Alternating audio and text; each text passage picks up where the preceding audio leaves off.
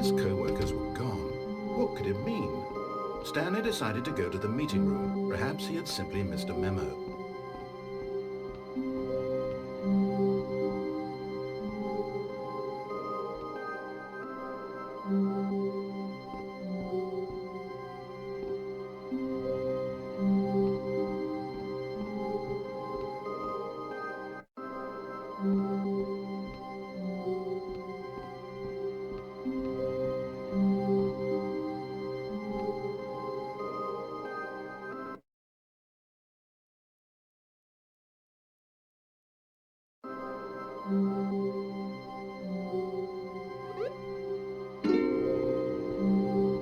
When Stanley came to a set of 2 open doors, he entered the door on his left.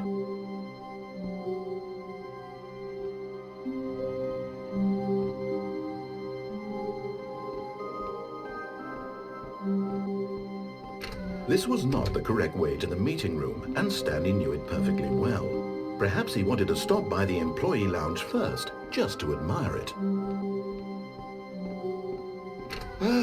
Yes, truly a room worth admiring. It had really been worth the detour after all, just to spend a few moments here in this immaculate, beautifully constructed room.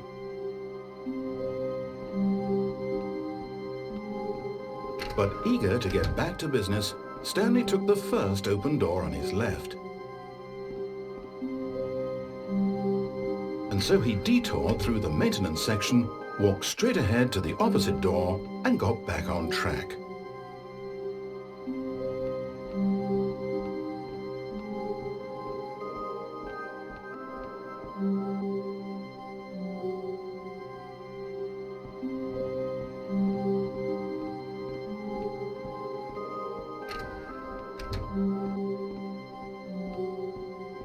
Yet there was not a single person here either. Feeling a wave of disbelief, Stanley decided to go up to his boss's office, hoping he might find an answer there.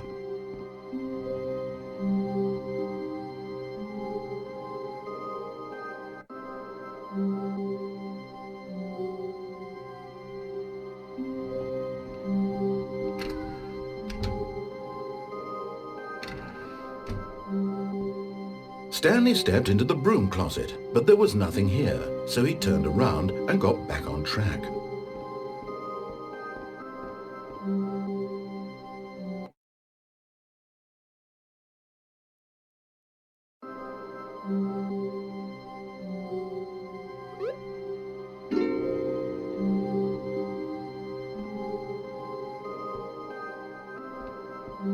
Coming to a staircase, Stanley walked upstairs to his boss's office.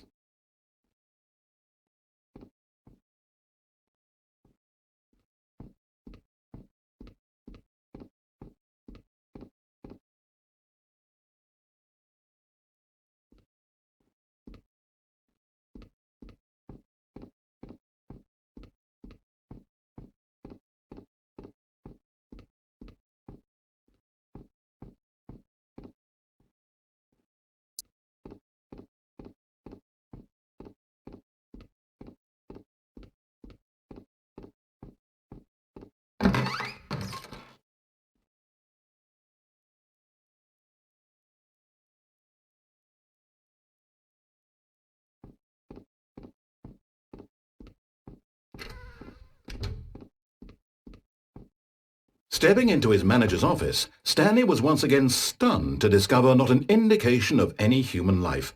Shocked, unraveled, Stanley wondered in disbelief who orchestrated this. What dark secret was being held from him? What he could not have known was that the keypad behind the boss's desk guarded the terrible truth that his boss had been keeping from him, and so the boss had assigned it an extra secret PIN number, 2845.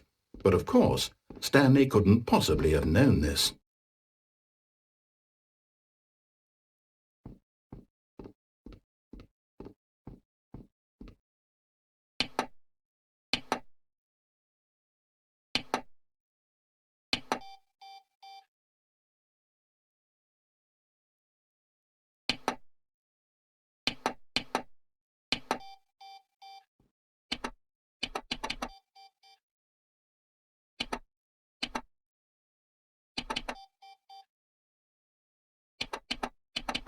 Stanley simply began entering random codes into the keypad, knowing full well the sheer statistical unlikelihood that this would ever result in a correct combination.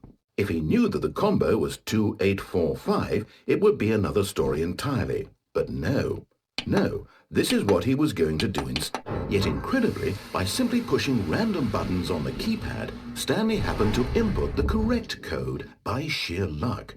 Amazing. He stepped into the newly opened passageway.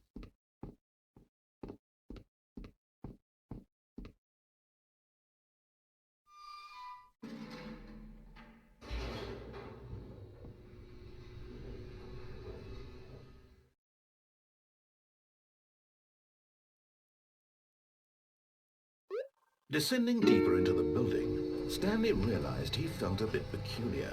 It was a stirring of emotion in his chest, as though he felt more free to think for himself, to question the nature of his job. Why did he feel this now, when for years it had never occurred to him?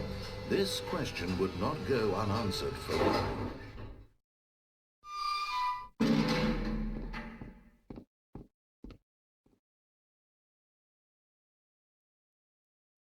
Stanley walked straight ahead through the large door that read Mind Control Facility.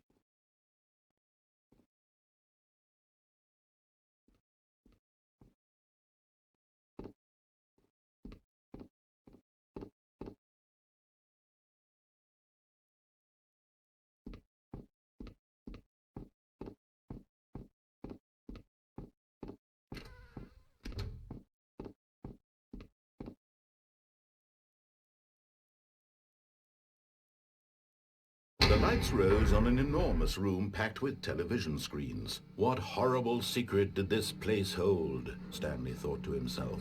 Did he have the strength to find out?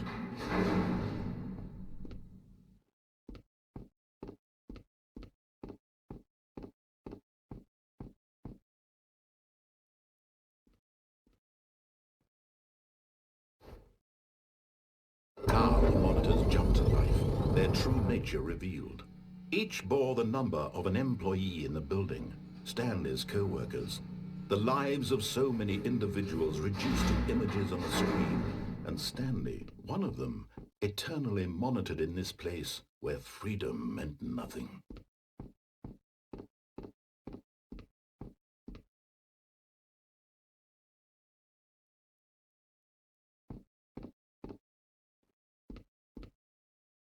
This mind control facility, it was too horrible to believe. It couldn't be true. Had Stanley really been under someone's control all this time? Was this the only reason he was happy with his boring job? That his emotions had been manipulated to accept it blindly? No, he refused to believe it. He couldn't accept it. His own life in someone else's control? Never! It was unthinkable. Wasn't it? Was it even possible? Had he truly spent his entire life utterly blind to the world?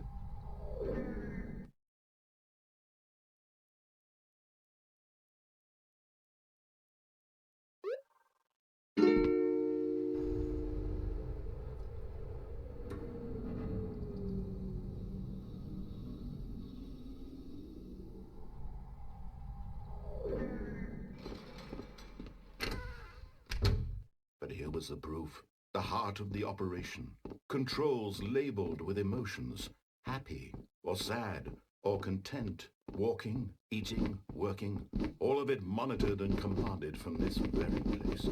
And as the cold reality of his past began to sink in, Stanley decided that this machinery would never again exert its terrible power over it.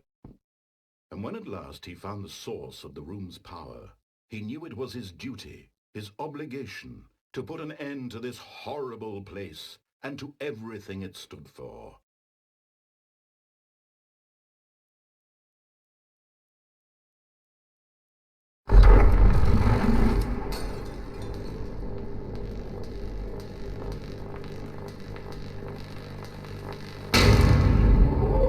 Oh, Stanley, you didn't just activate the controls, did you? After they kept you enslaved all these years, you go and you try to take control of the machine for yourself. Is that what you wanted? Control? Oh, Stanley, I applaud your effort, I really do. But you need to understand, there's only so much that machine can do. You were supposed to let it go, turn the controls off, and leave. If you want to throw my story off track, you're going to have to do much better than that. I'm afraid you don't have nearly the power you think you do. For example, and I believe you'll find this pertinent, Stanley suddenly realized he had just initiated the network's emergency detonation system. In the event that this machine is activated without proper DNA identification, nuclear detonators are said to explode, eliminating the entire complex. How long until detonation then? Let's say 2 minutes. Ah, now this is making things a little more fun, isn't it, Stanley? It's your time to shine. You are the star. It's your story now. Shape it to your heart's desires. Oh, this is much better than what I had in mind. What a shame we have so little time left to enjoy it. Mere moments until the bomb goes off. But what precious moments each one of them is. More time to talk about you, about me, where we're going, what all this means. I barely know where to start. What's that? You'd like to know where your co-workers are? A moment of solace before you're obliterated? All right, I'm in a good mood. You're gonna die anyway. I'll tell you exactly what happened to them. I erased them. I turned off the machine. I set you free. Of course, that was merely in this instance of the story. Sometimes when I tell it, I simply let you sit there in your office forever, pushing buttons endlessly and then dying alone. Other times, I let the office sink into the ground, swallowing everyone inside, or I let it burn to a crisp.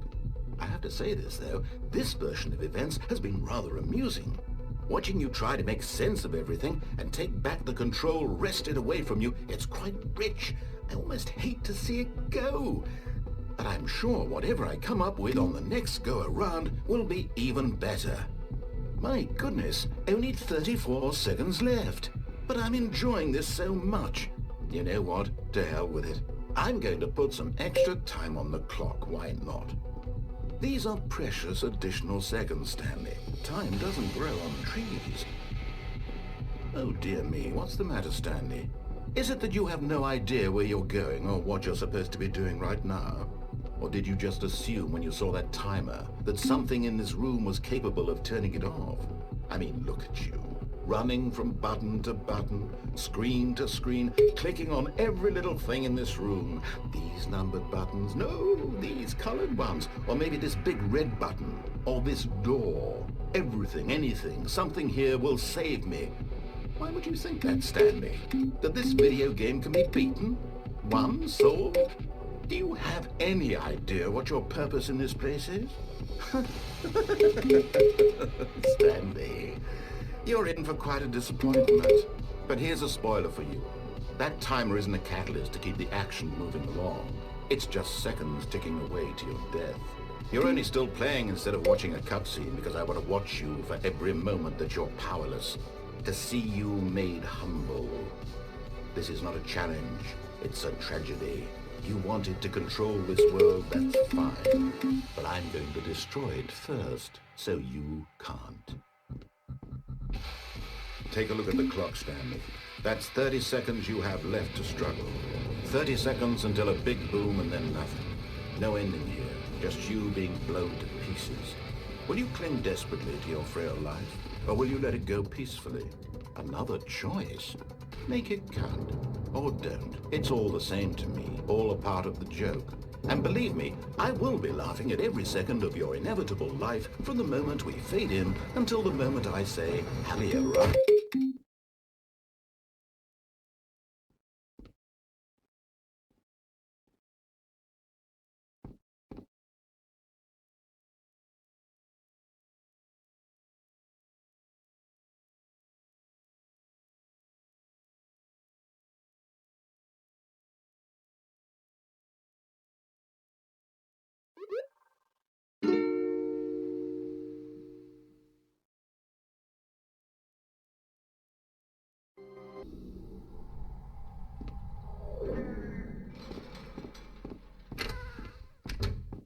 was the proof, the heart of the operation.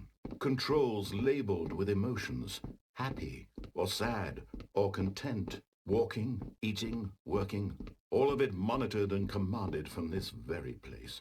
And as the cold reality of his past began to sink in, Stanley decided that this machinery would never again exert its terrible power over another human life, for he would dismantle the controls once and for all.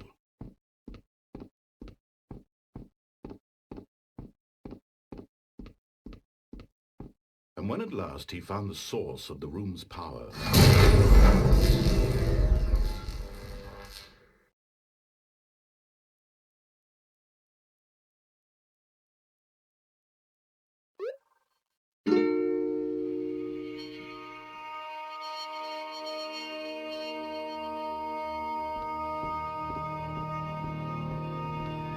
blackness and a rising chill of uncertainty. Was it over? Yes! He had won! He had defeated the machine, unshackled himself from someone else's command. Freedom was mere moments away. And yet, even as the immense door slowly opened, Stanley reflected on how many puzzles still lay unsolved. Where had his co-workers gone? How had he been freed from the machine's grasp? What other mysteries did this strange building hold? But as sunlight streamed into the chamber, he realized none of this mattered to him, for it was not knowledge or even power that he had been seeking, but happiness. Perhaps his goal had not been to understand, but to let go. No longer would anyone tell him where to go, what to do, or how to feel. Whatever life he lives, it will be his. And that was all he needed to know. It was perhaps the only thing worth knowing. Stanley stepped through the open door. Stanley felt the cool breeze upon his skin, the feeling of liberation, the immense possibility of the new path before him. This was exactly the way, right now, that things were meant to happen. And Stanley was happy.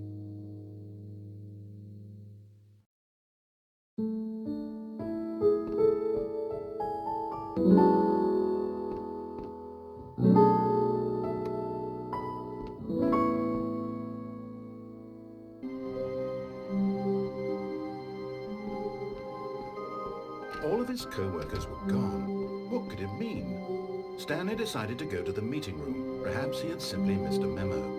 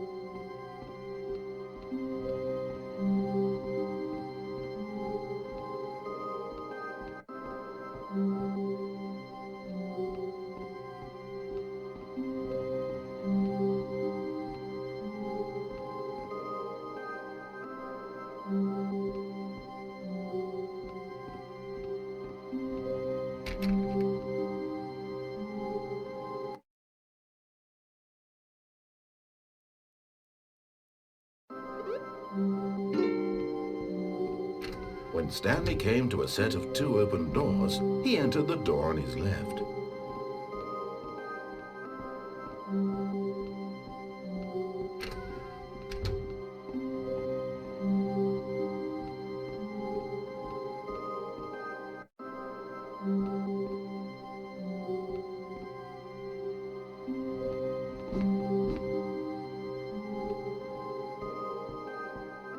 Yet there was not a single person here either. Feeling a wave of disbelief, Stanley decided to go up to his boss's office, hoping he might find an answer there.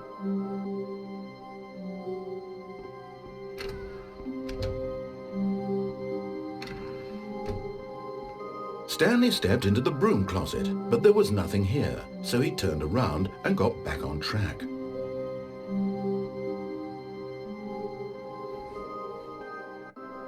There was nothing here. No choice to make, no path to follow, just an empty broom closet. No reason to still be here.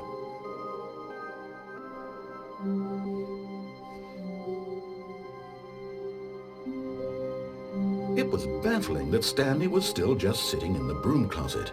He wasn't even doing anything. At least if there was something to interact with, he'd be justified in some way. As it is, he's literally just standing there doing sweet FA.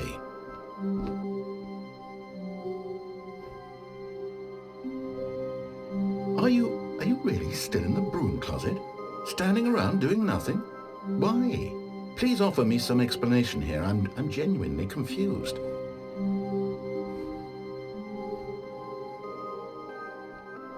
You do realize there's no choice or anything in here, right?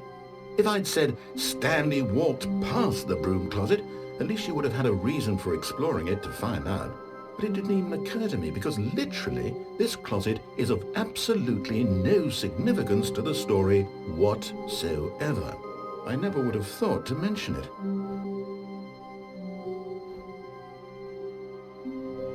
Maybe to you this is somehow its own branching path. Maybe when you go talk about this with your friends, you'll say, "Oh, did you get the broom closet ending? The broom closet ending was my favorite." I hope your friends find this concerning.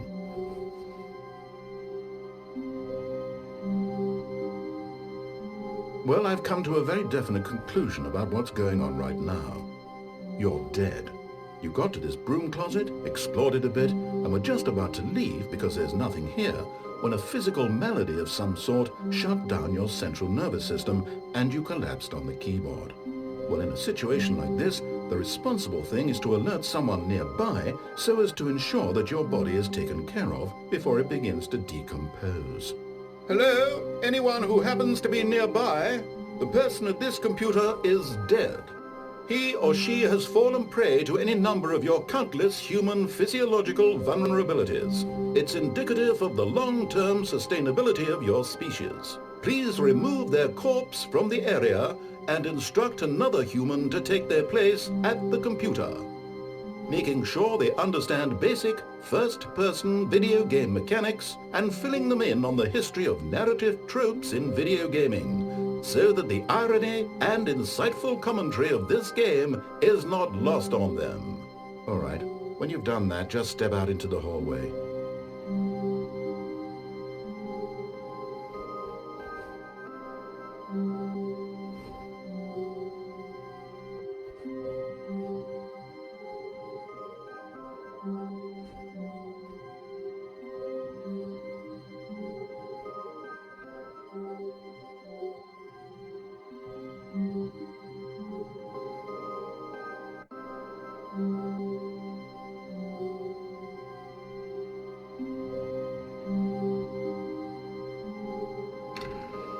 Ah, second player, it's good to have you on board. I guarantee you can't do any worse than the person who came before you.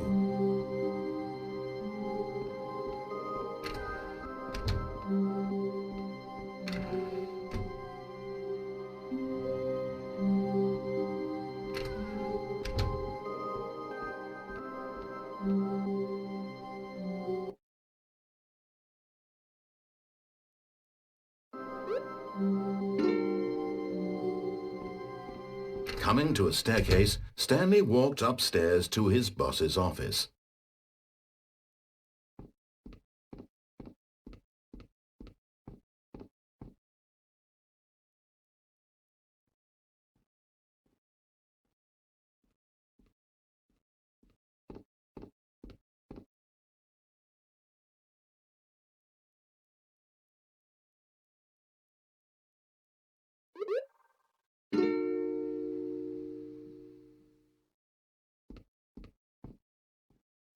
But Stanley just couldn't do it.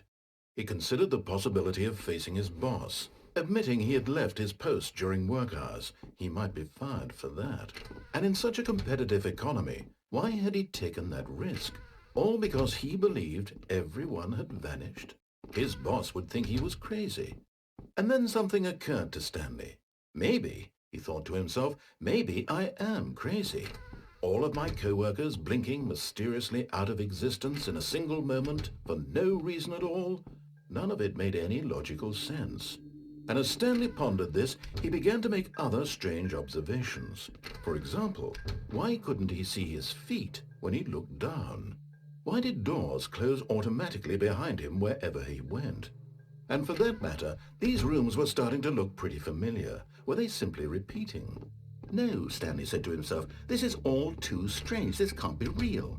And at last, he came to the conclusion that had been on the tip of his tongue. He just hadn't found the words for it. "I'm dreaming!" he yelled. "This is all a dream." Oh, what a relief Stanley felt to have finally found an answer, an explanation. His co-workers weren't actually gone. He wasn't going to lose his job. He wasn't crazy after all. And he thought to himself, I suppose I'll wake up soon. I'll have to go back to my boring real-life job pushing buttons. I may as well enjoy this while I'm still lucid. So he imagined himself flying and began to gently float above the ground. Then he imagined himself soaring through space on a magical starfield, and it too appeared. It was so much fun, and Stanley marveled that he had still not woken up. How was he remaining so lucid? And then perhaps the strangest question of them all entered Stanley's head. One he was amazed he hadn't asked himself sooner. Why is there a voice in my head dictating everything that I'm doing and thinking? Now the voice was describing itself being considered by Stanley, who found it particularly strange. I'm dreaming about a voice describing me, thinking about how it's describing my thoughts, he thought. And while he thought it all very odd and wondered if this voice spoke to all people in their dreams, the truth was that, of course, this was not a dream. How could it be? Was Stanley simply deceiving himself, believing that if he's asleep he doesn't have to take responsibility for himself? Stanley is as awake right now as he's ever been in his life. Now, hearing the voice speak these words was quite a shock to Stanley. After all, he knew for certain, beyond a doubt, that this was in fact a dream. Did the voice not see him float and make the magical stars just a moment ago? How else would the voice explain all that? This voice was a part of himself too. Surely, if he could just... He would prove it. He would prove that he was in control, that this was a dream. So he closed his eyes gently, and he invited himself to wake up. He felt the cool weight of the blanket on his skin, the press of the mattress on his back, the fresh air of a world outside this one. Let me wake up, he thought to himself.